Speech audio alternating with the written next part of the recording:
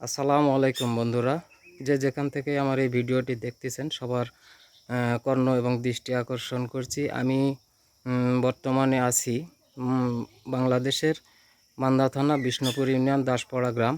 এই গ্রামে একটা ফেমাস আইডি আছে, যে আইডির নাম আপনারা অনেকেই জানেন বা আইডি থেকে ভিডিও দেখেন। সেই আইডির নাম হচ্ছে জান্নাতুন খাতুন। আর এই জান্নাতুন খাতুন এই আইডি থেকে আমার একটা ভিডিও দেখা এবং আমি তার ফ্যান। রেগুলারই আমি তার ভিডিও দেখি। আর দেখার মধ্যে আমি একটা ভিডিও দেখলাম, সেই ভিডিওতে একটা মানবতার একটা ভিডিও আসছে। আর সেই ভিডিওটা দেখার কারণে আজকে আমার সেখানে আসা। আর আপনি যে আইডির কথা বললাম, এই আইডির মূল মালিককে কিন্তু আপনারা দেখতেছেনই। তো প্রথমে তার কাছ থেকে দু একটা কথা শুনি, তারপরে মূল ভিডিওতে আসি। তো আপনার আইডির থেকে তো এই ভিডিও দেখে আমি এখানে আসলাম। তো আমার বন্ধুরাও তো আপনাকে দেখতেছে, তো আপনি তাদের উদ্দেশ্যে কিছু বলেন। তো আপনার বন্ধুদের উদ্দেশ্যে প্রথমে জানাই আসসালামু আলাইকুম। তারপরে আমার শ্রদ্ধা ও সম্মান জানালাম। তো এই ছেলেটি অনেক অসুস্থ। আমার একটা আইডি আছে জান্নাতুন খাতুন নাম, ওই আইডি থেকে আমি ভিডিও দেখার পর আমার এই কাকু আসছে। কাকুরও ইউটিউব চ্যানেল আছে এবং ফেসবুক পেজ আছে। তো যাই হোক, এই ছেলেটির পাশে দাঁড়ান সবাই, এই অনুরোধই করছে আপনাদের কাছে। তো যাক বন্ধুরা, এখন মূল ভিডিওতে আসা যাক। আমি যে মানবতার কাজগুলো করি, এই কাজগুলোতে আপনাদের অনেক সহযোগিতা পাই। আর সেই সহযোগিতার পাই বলেই আজকের এই ভিডিও করতে আসা। তো আজকে যেখানে আসছি, প্রথমেই বলছি দাসপাড়া গ্রাম। তো এই গ্রামের একটা মুমূর্ষ রোগী আছে, যা ইয়ং জেনারেশান, ইয়ং ছেলে। সে একজন মানে এতটাই অসুস্থ, তার পরিবার এতটাই দরিদ্র, যার কারণে তার চিকিৎসার মানে সমাধান হচ্ছে না। আর তারই ধারাবাহিকতায় আমি একটু আসলাম তার কিছু সাক্ষাৎকার নেওয়ার জন্য এবং আপনাদেরকে কিছু জানানোর জন্য। তো আপনার এর যে রোগটা কি বলেন তো? এভিয়ান। আচ্ছা। তো দুইটা এই হিপ জয়েন্ট নষ্ট হয়ে গেছে। এটা অপারেশন করার জন্য প্রায় অনেক টাকা লাগবে, প্রায় 4-5 লক্ষ টাকা লাগবে। ও আচ্ছা আচ্ছা। তো আপনাদের পরিবারের আয় রোজগার কেমন? আমাদের পরিবারের আয়োজন ভালো না। আমি কাজ করতাম, আমি কাজ করে সংসার চালাইতাম। কি কাজ করতেন? রাজমিস্ত্রি কাজ করতাম। রাজমিস্ত্রি। এখন করতে তো এখন পারতেছেন করতে না। পারি না, মোটামুটি 2 বছর থেকে অসুস্থ হয়ে আছি। আমি আচ্ছা। উঠতেই পারি না। তো এই 2 বছর ধরে চিকিৎসা কিভাবে করলেন?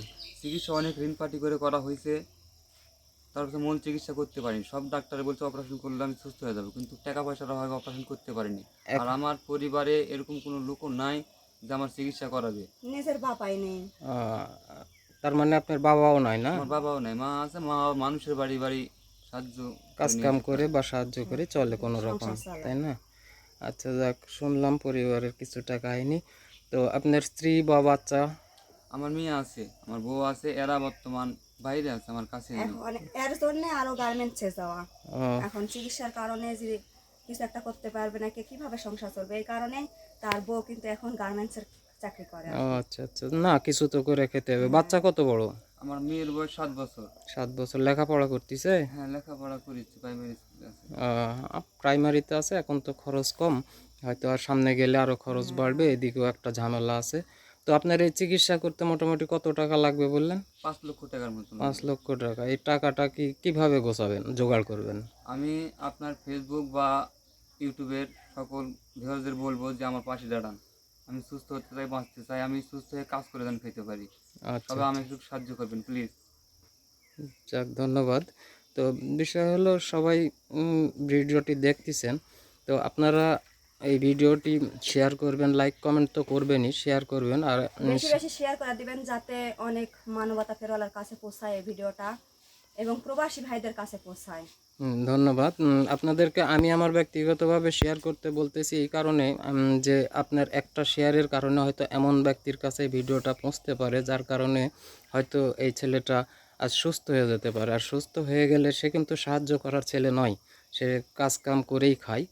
তো যার জন্যে সে কাজ কাম করেই তার সংসার চালাতে চায়।